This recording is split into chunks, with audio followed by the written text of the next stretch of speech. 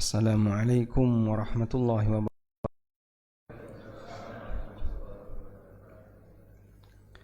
Alhamdulillahi rabbil alamin.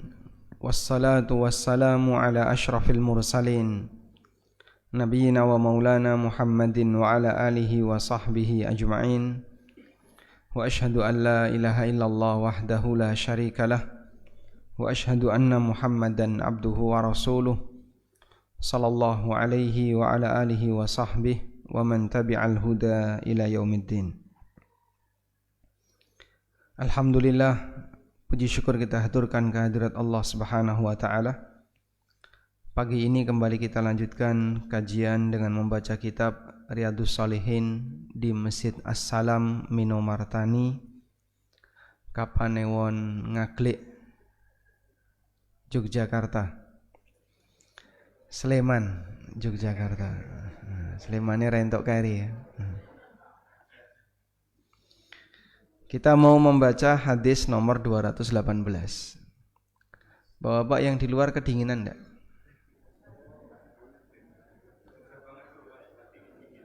Sudah biasa dingin. Baik, tapi insya Allah aman ya. Karena di sini jamaahnya tidak diasuransikan, Pak. Jadi nanti kalau jenengan pilek nggak boleh komplain ke panitia.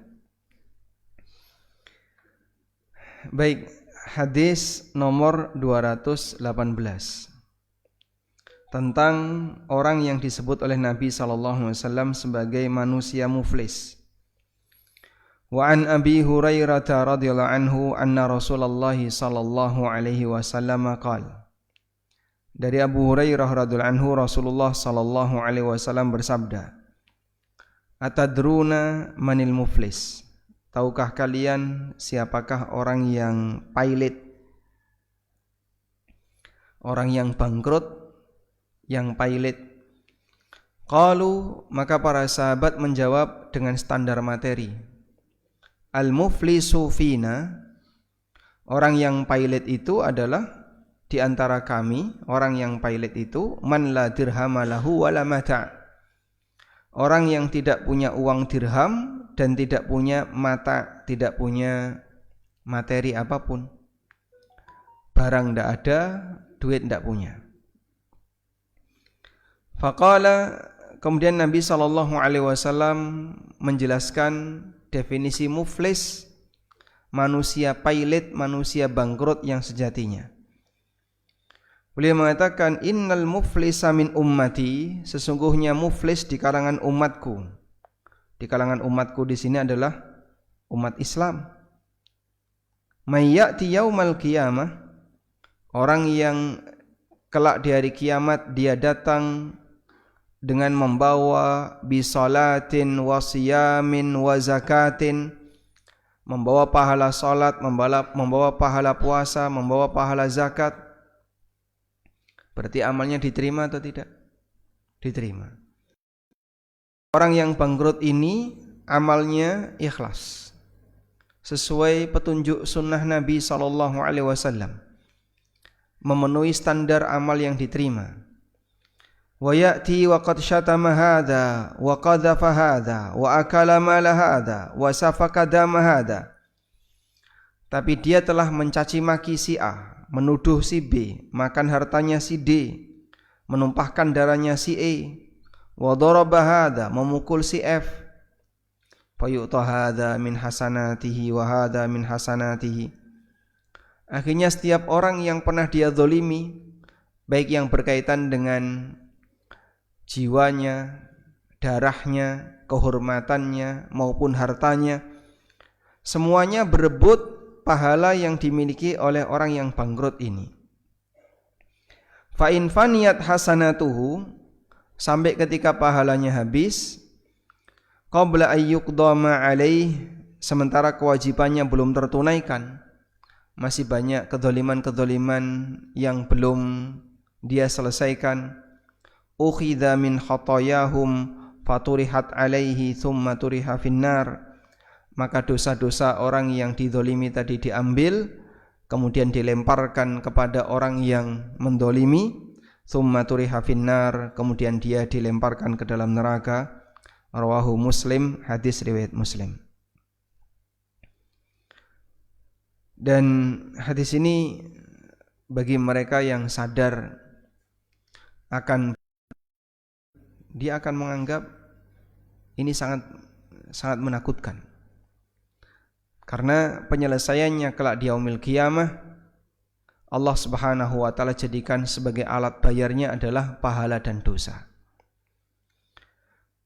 Ada banyak sekali aneka tindakan kezaliman yang dilakukan di tengah masyarakat, baik zalim yang sifatnya ilegal maupun zalim yang sifatnya legal.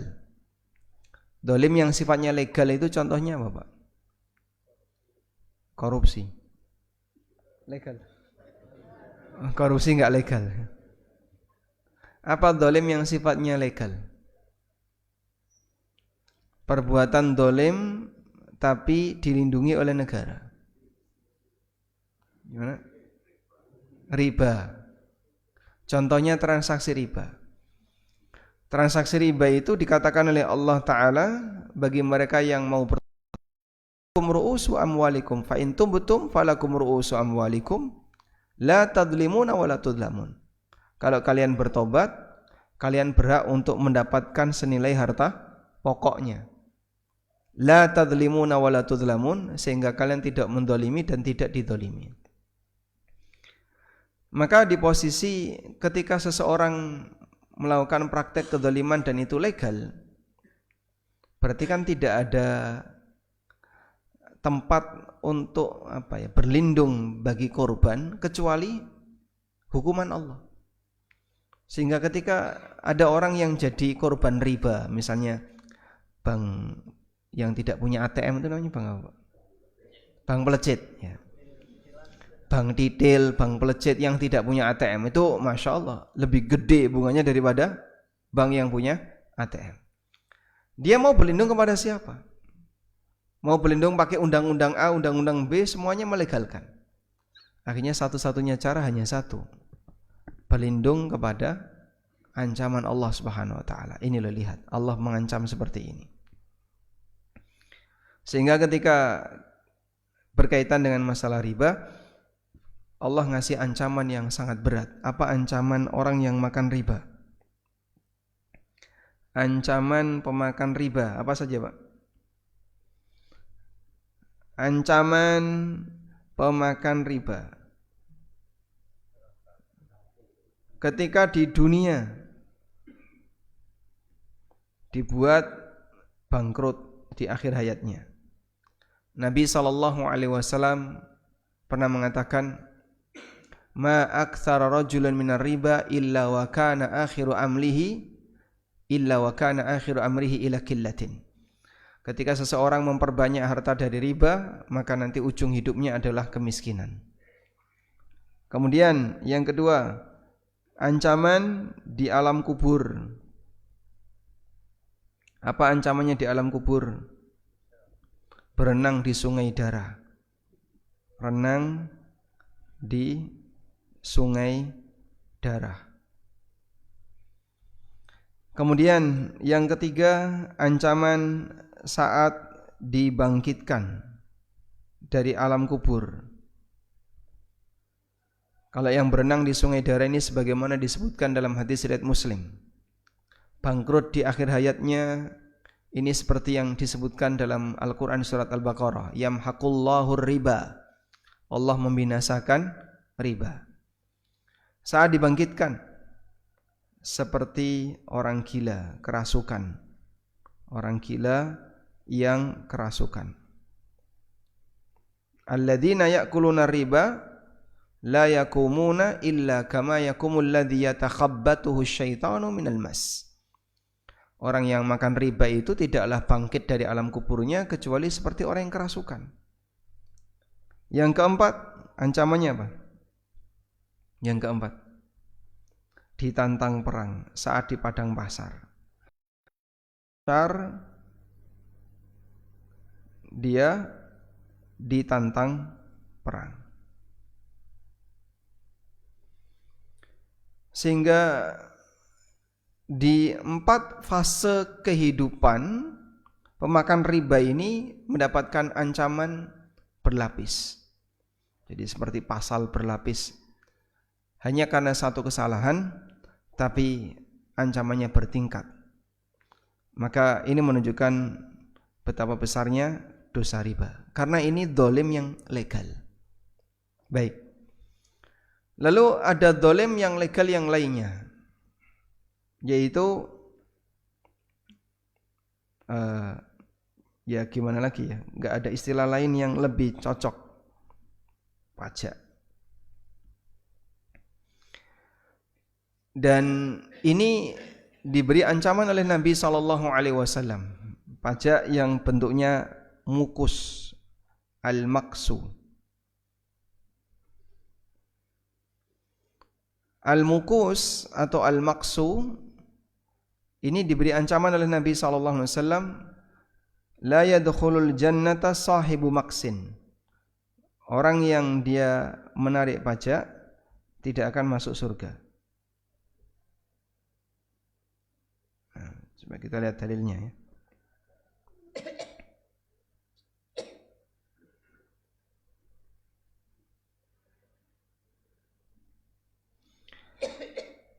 Jadi mereka yang menarik pajak diberi ancaman oleh Nabi SAW. Sebagian ancamannya menyebutkan tidak akan masuk surga penarik pajak. Sebagian ancaman menyebutkan seperti ini. Fawalladzi nafsi biyadi, demi zat yang jiwaku ada di tangannya, laqad tabat taubatan, wanita yang dirajam itu telah melakukan sebuah taubat. Lau tabaha sahibu maksin laghafarallahu lah. Andaikan taubatnya itu digunakan untuk menutupi dosanya orang yang menarik pajak, Allah akan mengampuninya. Pajak yang seperti apa, Pak? Yang kira-kira membuat banyak orang sakit hati, sehingga dia enggak ridho ketika hartanya diserahkan, akhirnya nanti akan ada urusan kelak di yaumil qiyamah. Makanya kalau seperti ini legal, ya mungkin nanti ketika di dunia orang ini enggak punya alat untuk berlindung. Tapi ketika di akhirat Allah Subhanahu wa taala akan selesaikan. Dan tidak ada kezaliman yang dilupakan oleh Allah Subhanahu wa taala. Baik, selanjutnya, dalam posisi ketika seorang hamba dia melakukan kezaliman yang sifatnya legal. Kezaliman yang sifatnya legal. Pihak yang didolimi tidak punya alat untuk berlindung kecuali apa? Kecuali ancaman akhirat. Sehingga dia akan bisa menyampaikan, Bapak takutlah kepada ancaman akhirat, bertakwalah kepada Allah dan seterusnya. Hanya itu yang bisa digunakan karena dia ketika di dunia punya alat legal untuk mendolimi orang lain. Dan seterusnya. Oleh karena itulah bahaya dengan yang namanya kedoliman yang legal. Baik, sekarang kedoliman tapi berdasarkan kesepakatan masyarakat. Kedoliman tapi berdasarkan kesepakatan masyarakat. Legal nggak itu, Pak? Saya mau tanya, Pak. Lupakan yang pajak tadi, Pak. Kayaknya kok menakutkan. Gerenangan yang gurih kau nopo. Udah saya hapus saja ini. Jamaahnya ketakutan. Sekarang yang mau kita bahas tentang masalah kesepakatan masyarakat. Pernah enggak, Pak? Atau mungkin ada enggak di sekitar sini? Ada orang mau bangun rumah misalnya. Terus didatangi sama kepala RT atau RW atau apa. Terus diminta untuk membayar sesuatu. Kalau rumah tidak bertingkat 5 juta. Kalau bertingkat 7 juta. Gedene sakmene 10 juta. Tergantung volume rumah. Di sini ada, Pak? Ada? Ada ya. Itu dasar hukumnya apa itu, Pak? Kesepakatan. Apa enggak masuk pungli itu, Pak? Termasuk ya? Masuk enggak? Enggak masuk? Oh, enggak masuk. Coba, menurut Pak Budi ini pungli enggak, Pak? Ada kan orang mau bangun rumah ya. Lalu tiba-tiba didatangi sama ya kepala lingkungan ya. Baik RT, RW atau kepala dusun. Nah, karena ini mau bangun, maka harus ada setoran ke kampung sekian. Dan itu sudah ada tarifnya. Rumah dengan ukuran sekian, setorannya sekian. Ukuran sekian, setorannya sekian. Saya bangun pondoknya ya, ukurannya 400-an meter. Ya, itu didatangi sama kepala lingkungan, harus bayar sekian. Terus beberapa orang yang bangun di situ juga ditariki. Kalau rumah kecil 3 juta. Kalau yang agak gede sekian juta. Baik.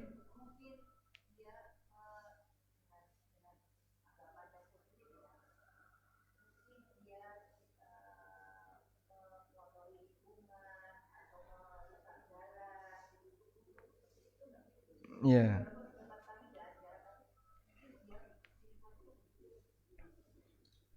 Jadi pertimbangannya itu untuk kas RW atau kas dusun, karena bangun ini mengotori lingkungan, merusak jalan. Tapi nggak dipakai untuk perbaikan jalan, tidak dipakai untuk bersih-bersih lingkungan. Ya cuman disimpan saja. Nanti untuk masalah kerusakan ada sendiri itu.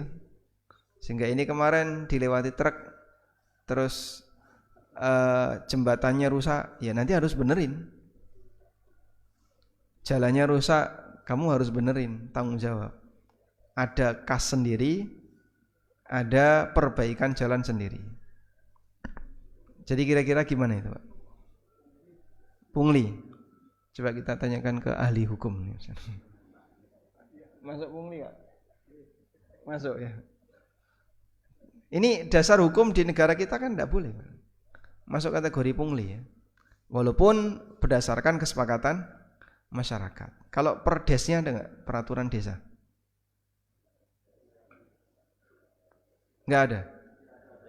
Wonten. Tahun 85 itu ada teks itu pembaruan hukum pajak. Sehingga selain pemerintah, desa itu enggak boleh termasuk pungutan desa. Tahun 85 ya. Sudah ada pembaruan bahwasanya untuk pungutan-pungutan hanya boleh dari pemerintah.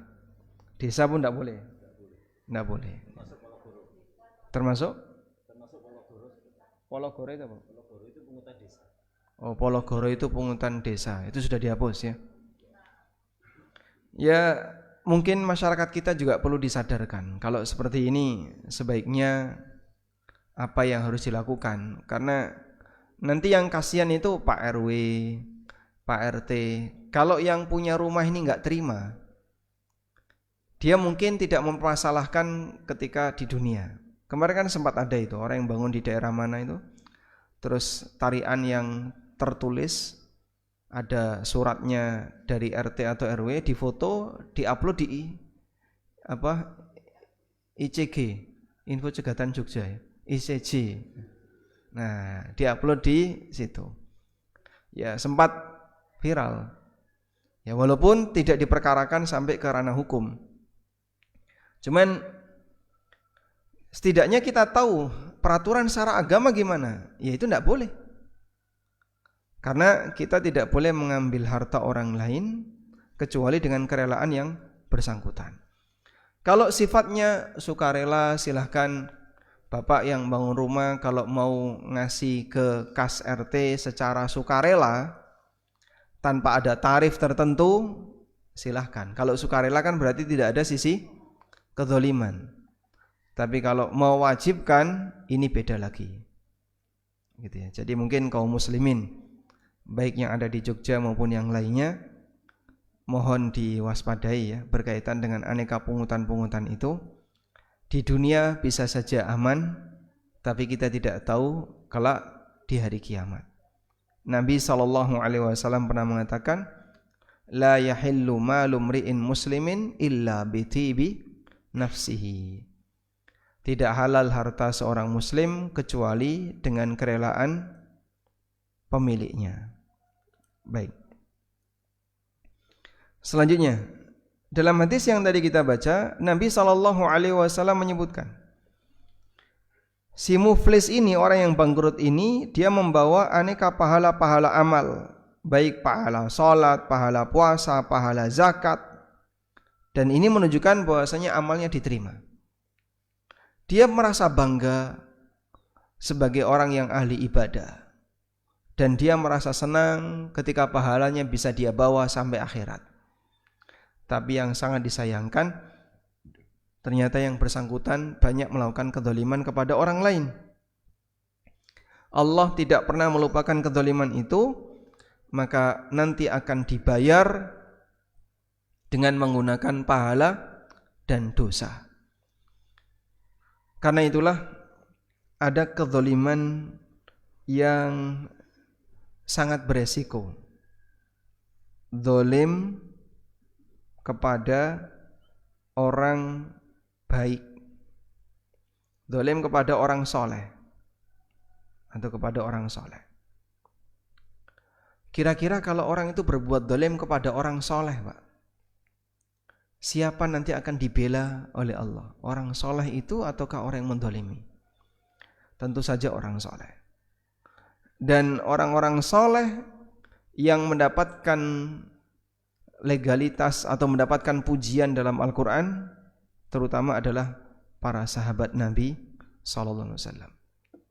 Dalam Al-Quran Allah banyak memuji para sahabat. As-sabiqunal awwaluna minal muhajirin wal ansar walladzina taba'uhum bi ihsanin radhiyallahu anhum wa radu'an. Sahabat itu mendapatkan predikat dari Allah Subhanahu wa taala, radhiyallahu anhum wa radu'an, seperti di surat At-Taubah ayat 100. As-sabiqunal awwaluna minal muhajirin wal ansar, para pendahulu di kalangan muhajirin dan ansar, walladzina taba'uhum bi ihsan, dan orang-orang yang mengikuti mereka, radhiyallahu anhum wa radu'an, Allah meridai mereka dan mereka ridha kepada Allah. Kebayang enggak dengan orang yang dia suka mencaci maki sahabat? Misalnya mencaci maki Muawiyah, mencaci maki siapa lagi? Mencaci maki Utsman bin Affan, caci maki yang diarahkan kepada sahabat Amr bin As dan seterusnya. Apalagi Syiah yang mereka benci sekali dengan Aisyah, Abu Bakar dan Umar, sampai di antara jargon mereka mengatakan Aisyah finnar, Aisyah finnar, Aisyah masuk neraka. Padahal mereka adalah orang-orang soleh yang mendapatkan pujian dari Allah Subhanahu wa taala dalam Al-Qur'an. Tayyib. Karena itu bagi mereka yang mencaci maki Muawiyah, Utsman dan beberapa sahabat yang lainnya, ya bersiap saja nanti akan berhadapan dengan para sahabat kelak di hari kiamat. Silahkan kamu pertimbangkan siapa yang nanti akan dibela oleh Allah Subhanahu wa taala. Selanjutnya, sampai ketika pahalanya habis, kemudian diambilkan dari dosa orang yang didolimi, lalu dilemparkan kepada orang ini, kemudian dia dilemparkan ke dalam neraka. Sekarang kita akan lihat hadis berikutnya. Hadis dari Ummu Salamah radhiyallahu anha. Anna Rasulullah sallallahu alaihi wasallam qaal, bahwa Rasulullah sallallahu alaihi wasallam pernah bersabda, "Innama ana basyarun wa innakum takhtasimuna ilayya wa la'alla ba'dakum ay yakuna alhana bi hujjatihi min ba'din fa aqdi lahu bi nahwi ma asma'. Faman qadaitu lahu bi haqqi akhihi fa innama aqta'u lahu qit'atan minan nar." Aku hanyalah manusia dan kalian bersengketa di hadapanku. Maka mungkin salah satu di antara kalian lebih pintar dalam menyampaikan alasan daripada yang lainnya. Maka aku putuskan sesuai apa yang aku dengar.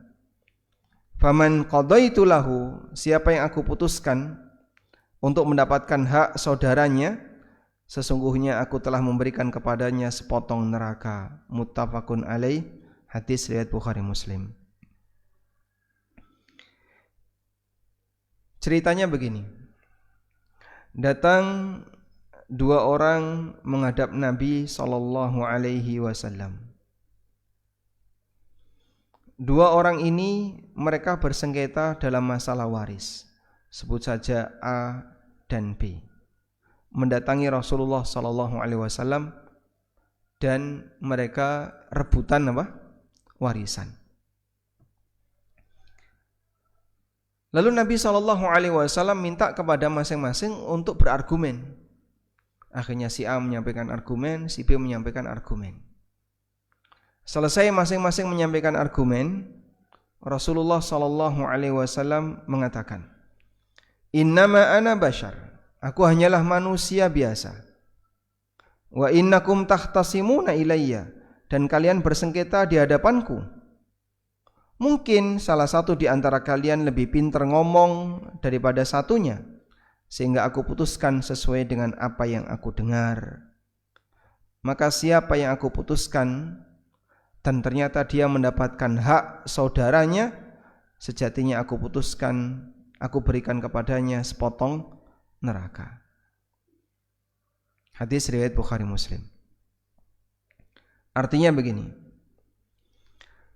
Dalam pengadilan sengketa, Rasulullah sallallahu alaihi wasallam itu bersikap pasif. Sehingga yang beliau lakukan hanyalah menggunakan kebenaran material sesuai informasi yang diberikan oleh masing-masing yang bersengketa. Sehingga Nabi SAW tidak ngutus sahabat, coba kalian periksa kebenaran dari apa yang disampaikan oleh si A sama si B. Beliau tidak menugaskan sahabat melakukan seperti itu. Coba kalian lihat, betul enggak yang disampaikan ini? Buktinya apa? Sehingga bisa saja orang ketika menyampaikan argumen itu dia berbohong. Tapi dalam hal ini Rasulullah SAW tidak mencari bukti dari apa yang mereka sampaikan. Nah, disinilah kita mendapatkan pelajaran. Dalam pengadilan sengketa itu terkadang posisi hakim lebih bersifat pasif, hanya mengandalkan kebenaran material. Lain halnya dengan kriminal. Nah, kalau kriminal terkadang ditelusuri sampai kepada akar-akarnya agar bisa diketahui dengan pasti kebenaran yang sejatinya. Karena sengketa ini berkaitan dengan masalah waris, itu kan urusan pribadi mereka. Tinggal selanjutnya silahkan kamu sampaikan sesuai dengan data yang kamu punya. Maka si A dan si B, dia bercerita kepada Nabi SAW sesuai dengan argumennya. Lalu Nabi SAW ngasih pengantar. Siapa di antara kalian yang aku putuskan sesuai dengan apa yang aku dengar, ternyata kok enggak benar, maka berarti dia telah mengambil bara neraka. Nah, waliyadzubillah. Selesai mendapatkan pengarahan seperti ini, kedua sahabat tadi nangis. Lalu masing-masing mengatakan, ya Rasulullah, jika demikian aku serahkan jatah warisku kepada saudaraku. Maka A dan B datang, awalnya rebutan warisan, terus mereka pulang saling menolak warisan. Disitulah pentingnya memberikan arahan sebelum ngasih keputusan. Kadang sebagian orang ketika mereka minta fatwa tentang masalah warisan, kita ingatkan, pokoknya jangan sampai kamu mengambil hak saudaramu, mengambil hak ahli waris yang lain. Kau mungkin bisa merasa aman ketika di dunia, tapi tidak ada jaminan aman di akhirat. Dulur wedok njaluk podo karo dulur lanang. Ada kayak gitu, Pak? Ya? Ada ya. Padahal anak laki dan perempuan seharusnya gimana? 2:1. Ora iso podo-podo anak kok. Wong aku sing ngrawati bapak. Awakmu nyambut gawe metu saka omah, dulur wedok sing ngrawati bapak. Sehingga dia merasa tidak terima pada saat dia diberi jatah lebih sedikit. Akhirnya dia minta jatah lebih banyak. Mungkin saja dia berhasil sampai menggunakan senjata pengadilan untuk bisa mendapatkan itu. Berhasil dia. Tapi apakah urusan selesai? Tidak. Makanya Allah ingatkan di surat Al-Baqarah. Coba kita lihat ini, surat Al-Baqarah. Surat Al-Baqarah yang berbicara tentang puasa itu dari ayat berapa sampai berapa? 183 sampai 187. Kita lihat di sini ya. Al-Baqarah 187 itu ayat terakhir yang bahas masalah riba. Masalah puasa. Lalu di 188 Allah mengatakan, wala ta'kulu amwalakum bainakum bil batili wa tudlu biha ilal hukam litakulu fariqam min amwalin nasi bil ithmi wa antum ta'lamun. Janganlah kalian makan harta sama kalian dengan cara batil. Wa tudlu biha ilal hukam, lalu kalian bawa ke pengadilan. Litakulu fariqam min amwalin nas, agar kalian bisa makan sebagian harta orang lain. Bil ithmi, dengan cara dosa. Wa antum ta'lamun, padahal kalian tahu kalau kalian tidak berhak untuk itu. Ayat ini disebutkan oleh Allah pasca pembahasan puasa. Artinya begini, kalau kamu bisa berpuasa, tidak makan, tidak minum, kenapa kamu tidak bisa menghindari harta yang bukan milikmu? Dan di sini Allah menjelaskan bisa jadi ada orang itu yang menang dalam sengketa dan dia dalam posisi tidak berhak. Karena pengadilan di dunia itu tidak ada jaminan 100% adil. Maka pengadilan yang tidak ada jaminan adil ini nanti akan disempurnakan oleh Allah di hari kiamat, sehingga hari kiamat disebut sebagai hari kiamat karena keadilan ditegakkan secara sempurna. Untuk itulah dalam sengketa urusan dunia, dalam sengketa urusan dunia, kita diajarkan untuk apa? Ngalah lebih baik. Ngalah itu lebih baik. Dalam sengketa urusan dunia, kita diajarkan kamu mengalah itu lebih baik. Sehingga Nabi SAW mengajarkan prinsip ini dalam masalah warisan. Makanya terkadang kalau sampai ada warisan yang rebutan, kita sampaikan, enggak berkah itu Pak.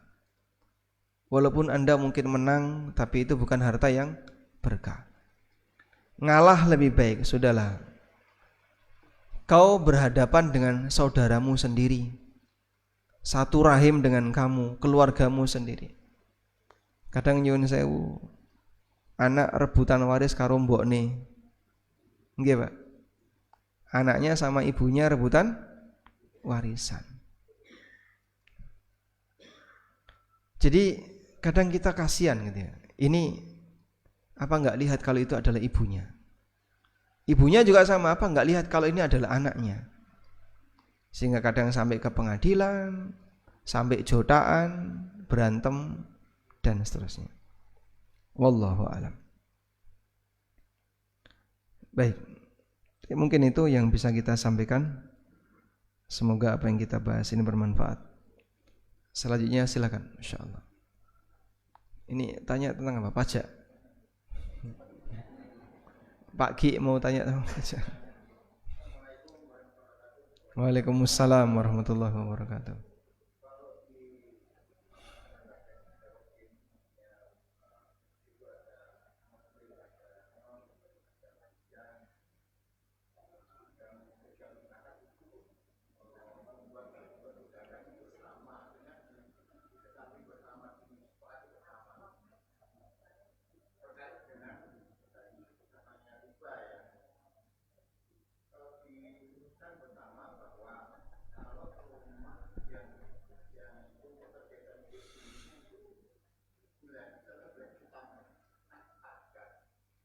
Gimana Pak?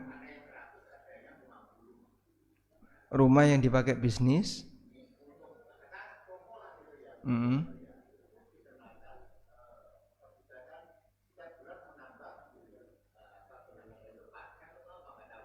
Iuran kampung. Iuran kampung. Iya.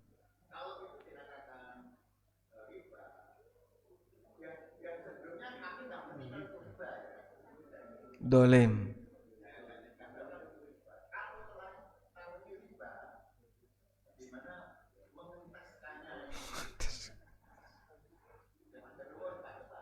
Bagaimana menyelesaikannya?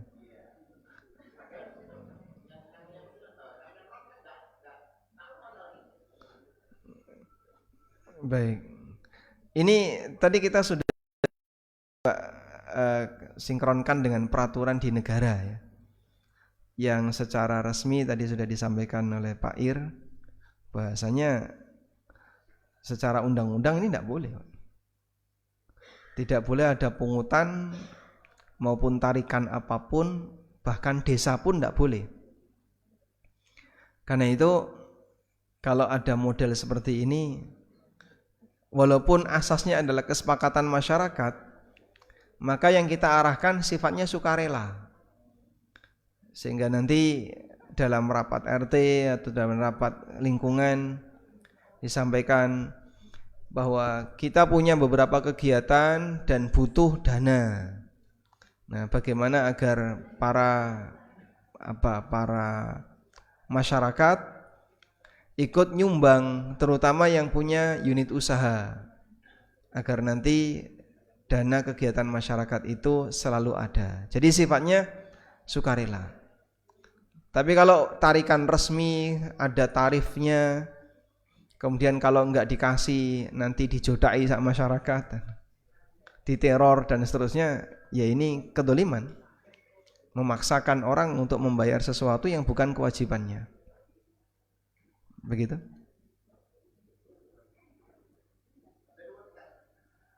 Ya enaknya gimana enaknya? Dibicarakan ulang. Kalau uang ronda itu gimana, Pak? Jimpitan, tapi nggak ada ronda. Rondane ra ono, onone mung tarikane.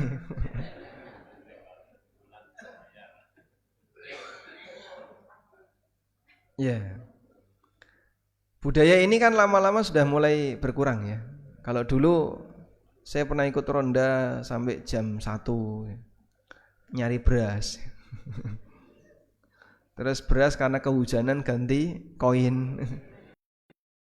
Ono 500, ono 300, jimpitan. Nah, lama-lama seperti ini hilang.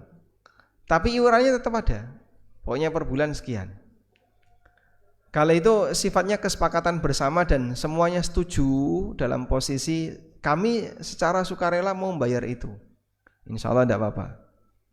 Namun kalau sifatnya kayak tadi Pak ya, seperti ada pajak liar, asasnya adalah kesepakatan masyarakat dan nilainya nggak kecil Pak, 5 juta, 7 juta tergantung volume bangunannya. Itu kira-kira apa itu? Saya kena 5 juta kemarin. Ini kena 5 juta. Ini kalau nggak dibayar kan, wah daripada nanti beresiko, ya SPMN kudu dibayar. Ada yang kena 3 juta, ada yang sampai sekian juta. Ya tergantung premannya. Kalau preman kampungnya apian ya rada murah. Nek preman kampungnya rada maksa bisa jadi mahal. Wallahu a'lam. Negara kita nggak perlu lah bahas pakai pendekatan agama. Secara aturan negara itu saja sudah termasuk dilarang. Makanya mungkin kalau ini dilaporkan itu karena termasuk di antara bentuk pungutan liar. Wallahu a'lam.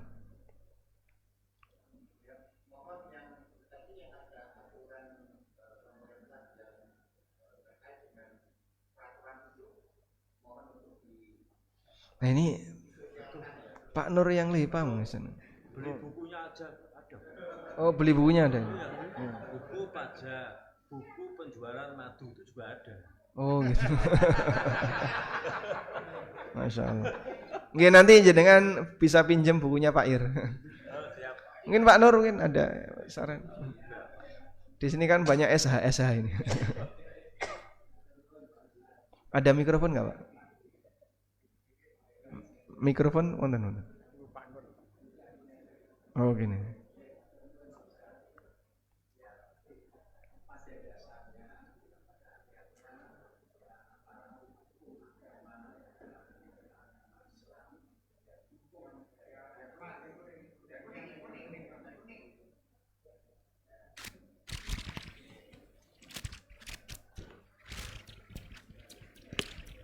Sudah nyala belum Pak? Insyaallah.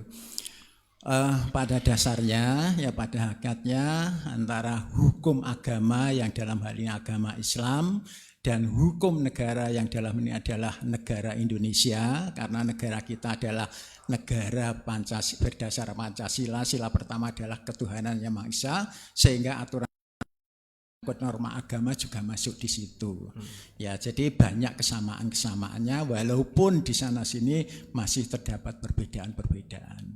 Nah, misalnya kalau dalam hukum agama dalam masalah muamalah ya, kita kan ya sudah barang tentu kita mendasarkan pada Al-Qur'an dan As-Sunnah dan seterusnya gitu, Pak. Ini saya pendapat saya Pak Ustadz ya.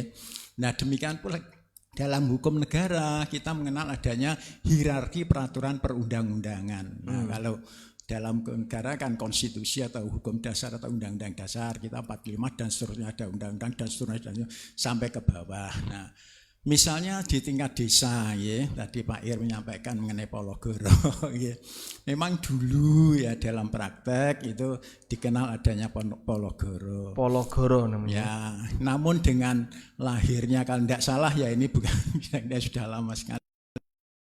seingat saya ya, dengan lahirnya Undang-Undang Nomor 21 tahun 1977 kalau tidak salah ya, tentang biaya perolehan hak atas tanah dan atau bangunan, di sana menyebutkan demikian, sehingga ya pelaksanaan Ponorogo itu sudah dihapus. Jadi ya sebenarnya itu tadi ketentuan sepanjang ya dalam hukum positif itu, sepanjang aturan yang di bawah itu tidak bertentangan dengan aturan yang ada di atasnya, adanya hierarki itu tak apa Ustadz, sehingga hierarki, kalau misalnya Ponorogo kok tetap ditarik ya, padahal itu ya ini tidak boleh ya. Demikian pula dalam hukum agama yang saya pahami begitu. Matur nuwun. Kalau alasannya biasanya kan orang bilang ini kearifan lokal gitu. Kearifan lokal tuh berlaku nggak? Ya sepanjang ya tidak apa ya, yang namanya kearifan itu kan arif bijaksana itu kan, kemudian tidak bijaksana bijak sini kan tidak seperti itu. Ya mesti ada aturannya, sehingga kebijakan atau bijaksana itu mesti harus berlandaskan pada pertimbangan aturan-aturan. Matur nuwun. Ini kemarin ada kasus gitu ya. Kan sudah ada peraturan dari Kemenak kalau nggak salah ya, bahwa penggunaan corong masjid itu maksimal jam 10 malam, Mbak. Nah, di satu kampung tertentu itu lebih dari jam 10. Akhirnya sebagian warga protes. Nah, terus mereka bilang, wah ngurungokno Quran gak seneng. Ini kearifan lokal. Beralasan dengan kearifan lokal, tapi bertentangan dengan peraturan yang sudah ditetapkan oleh pemerintah. Karena pemerintah memberikan toleransi maksimal sampai jam 10.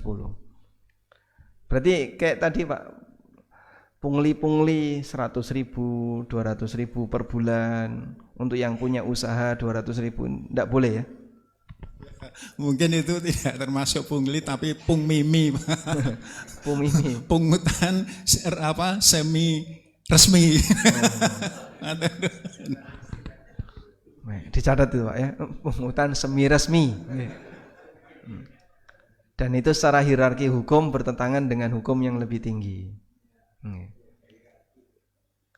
Ya maka mungkin sifatnya sukarela saja, biar tidak ada sisi kedoliman di sana. Wallahu a'lam. Baik, pun cekap.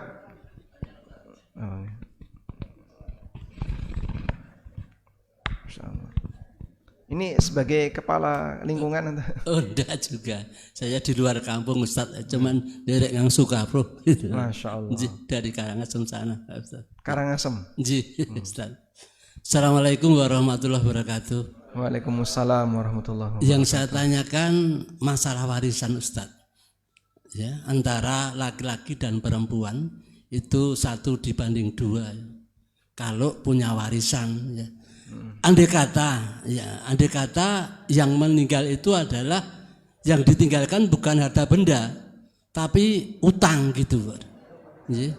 Apakah juga ahli warisnya akan dibagi seperti itu?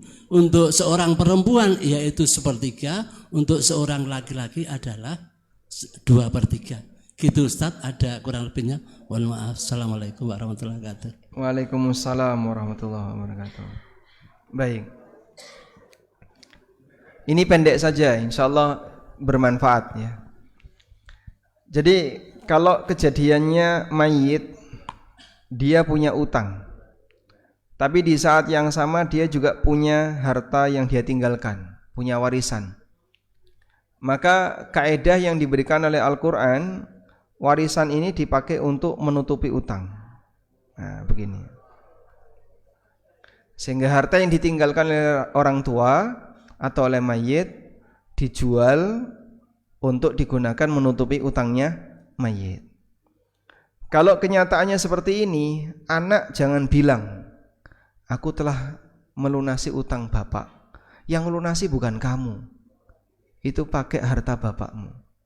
Sehingga jangan sok jadi anak yang pahlawan, berjasa bagi orang tua. Padahal duit dia pribadi nggak ada yang keluar. Yang keluar itu duit mayit. Dia punya harta yang dia tinggalkan, walaupun bentuknya properti misalnya. dan itu dipakai untuk melunasi utang mayit. Kemudian terlarang untuk bagi waris sebelum utang lunas.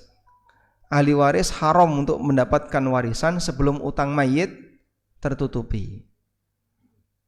Karena aturan dalam Al-Quran, warisan itu mim ba'di wasiyatin yusi biha audain, setelah ditunaikan wasiat dan diselesaikan utang. Ini Allah tegaskan di surat An-Nisa ketika Allah membahas tentang masalah warisan. Kalimatnya mim ba'di wasiyatin yusi biha audain, An-Nisa ayat 11, diulangi lagi di An-Nisa ayat 12. Mim ba'di wasiyatin tusuna biha audain, setelah ditunaikan wasiat dan ditunaikan utang. Jadi penjelasan warisan seperti itu hanya berlaku kalau wasiatnya sudah selesai, utangnya sudah selesai. Maka jika yang terjadi adalah mayit punya harta dan dia punya utang, sejatinya utangnya itu ditutupi dengan hartanya. Nah sekarang bagaimana kalau kejadiannya mayit punya utang dan dia tanpa harta, duit nggak punya, properti nggak punya, apapun nggak punya. Yang dia punya cuman baju bekas, kalaupun dijual nggak ada yang laku, adanya hanya utang. Apakah ahli waris berkewajiban melunasi utangnya? Jawabannya tidak, walaupun itu anaknya. Sehingga anak tidak berkewajiban melunasi utang bapak, sebagaimana bapak tidak berkewajiban melunasi utang anak, sebagaimana suami tidak berkewajiban melunasi utang istri atau istri melunasi utang suami. Sehingga ketika si mayit ini punya utang dan tanpa harta, ya sudah, itu jadi tanggungan pribadi dia yang akan diselesaikan di akhirat. Maka tidak ada modal pembagian 2:1 untuk tanggung jawab utang. Nah, tapi kalau ini tadi meninggalkan warisan, ini bukan 2:1, harta warisnya dipotong dulu untuk nutupi utangnya. Begitu Pak? Baik. Alhamdulillah. Baik, demikian. Semoga yang kita bahas ini bermanfaat. Allahumma anfa'na bima 'allamtana wa 'allimna ma yanfa'una warzuqna ilma. Wa sallallahu ala nabiyyina Muhammadin wa ala alihi wa sahbihi wa sallam. Wa akhiru da'wana alhamdulillahi rabbil alamin. Wassalamu alaikum warahmatullahi wabarakatuh.